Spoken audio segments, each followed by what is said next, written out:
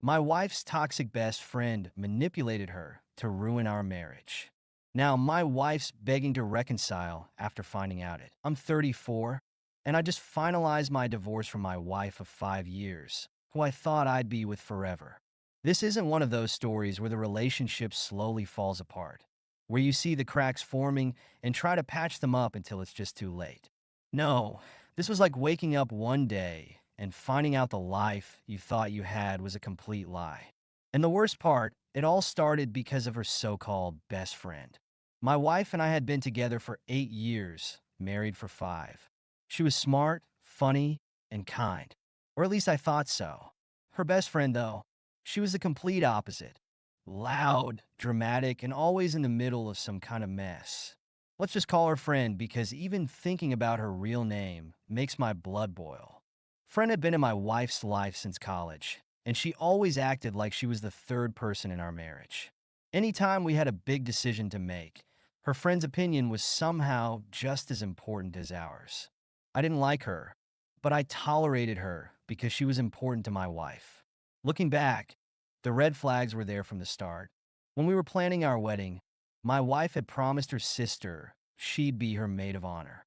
But her friend threw a fit, saying she deserved the role because she'd been there through everything. She guilt-tripped my wife about how much she'd done for her in college, how she'd been her shoulder to cry on during breakups and all that. My wife caved. That was the first time I saw how easily Friend could manipulate her. But I didn't say anything. I didn't want to start our marriage off with a fight over her best friend. Friend's entitlement didn't stop there. A year after we got married, she asked to borrow my car because hers was in the shop. I said yes, figuring it'd just be for a couple of days. But 2 weeks later, she still had it and she'd racked up parking tickets. When I confronted her, she acted like I was the one out of line. She called me up tight and said, "It's just a car. Don't be so dramatic."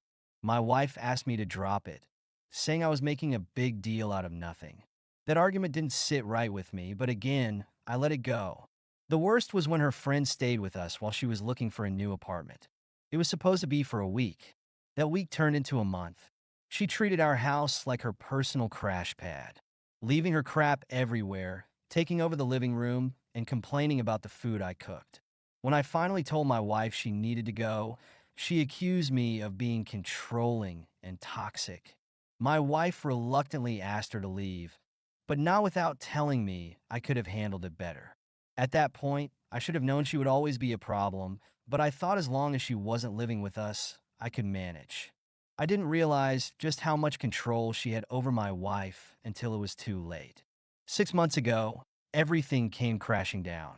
My wife went to brunch with her friend, and when she came back, she was acting weird, distant, cold. I asked her what was wrong, and she just shrugged and said nothing. I pushed, and finally she snapped. She told me her friend had seen me at a coffee shop the day before with another woman laughing and touching her arm. She said friend described my jacket, my hat, everything. I was stunned. I told her that wasn't possible because I hadn't been at a coffee shop. I'd gone grocery shopping that day, and that was it. She didn't believe me. She said friend wouldn't lie about something like this, and that she didn't know how to trust me anymore. She called me a liar to my face. I tried to explain, tried to get her to see how ridiculous this all was, but she shut me down. She said, maybe this marriage isn't worth saving if you can't even be honest with me. That hit me like a slap. I couldn't believe she'd throw away our relationship over some nonsense her friend made up. But no matter what I said, she was convinced I was lying. That night, she slept in the guest room. A week later, she packed her bags and left, saying she needed time to think. Then, out of nowhere, I got served separation papers. I felt like the ground had been ripped out from under me. She wouldn't even talk to me directly anymore. Everything had to go through lawyers. Friend was still in her ear the whole time, spreading her version of events to anyone who would listen. People I thought were my friends started avoiding me. Even my own family started asking questions like, "Are you sure there's nothing you're not telling us?" For weeks, I was stuck in this fog of anger and confusion. I kept replaying everything in my head, wondering if there was something I could have done differently. But the truth was my wife didn't even give me a chance. She believed friend without hesitation, without question. That hurt more than anything. Then one day, a coworker of friends reached out to me. She said she'd overheard her friend bragging about how she'd finally gotten rid of me. Apparently, she thought I was too controlling and had been trying to convince my wife to leave me for months. When that didn't work, she decided to make up the cheating story. The coworker even had screenshots of text messages where a friend admitted to lying. When I saw those messages, I felt a mix of relief and rage. On one hand, I finally had proof that I wasn't crazy, that I hadn't done anything wrong. On the other hand, it confirmed just how malicious her friend was and how easily my wife had fallen for it. I immediately sent the screenshots to my lawyer and asked for a meeting with my wife. I told her I wanted to meet at a park near our old neighborhood. She agreed, though she sounded hesitant, probably thinking it was going to be another argument. When she showed up, she looked nervous like she didn't want to be there. I didn't bother with small talk. I just handed her my phone with the screenshots of texts. She started reading, and I watched her face change. First confusion, then disbelief, and finally horror. Her hands started shaking as she scrolled through the messages. When she finished, she looked up at me, her face pale. I didn't know, she whispered. I swear I didn't know. I didn't say anything. I just stood there waiting for her to say something else.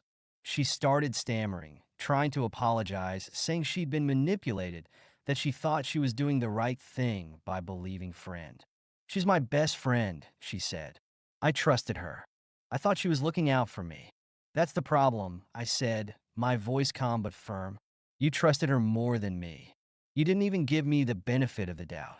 You threw away our marriage over a lie, and you didn't even stop to think about what that says about us.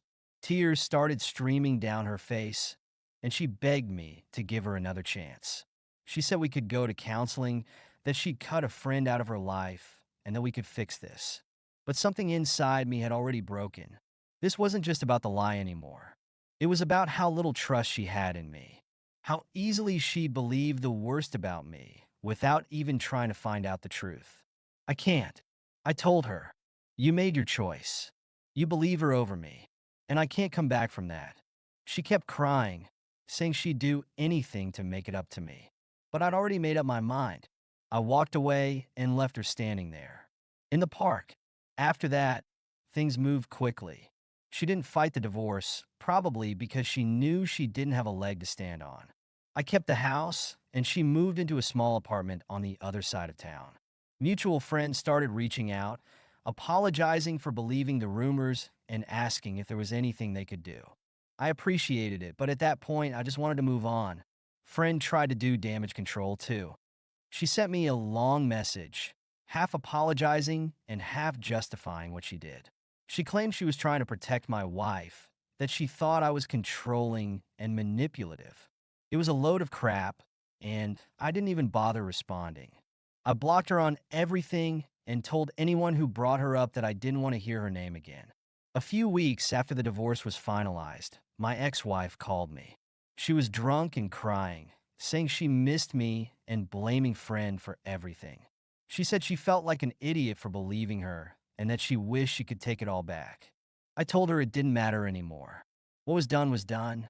I hung up and haven't spoken to her since. Since then, my life has gotten a lot better. I've reconnected with old friends, thrown myself into my work, and even started dating again. The woman I'm seeing now is everything my ex wasn't. Kind, supportive, and most importantly, trusting. Looking back, I can see how toxic that whole situation was. Friends' manipulation was obvious in hindsight, but what hurt the most was how easily. My wife let her friend get between us. Trust is the foundation of any relationship, and once it's gone, there's no getting it back. I don't regret walking away. Some things just aren't worth fighting for. Thank you so much for listening to my story. If you have any thoughts, I'd love to hear them, so please leave a comment. Don't forget to like and subscribe if you want more stories like this one.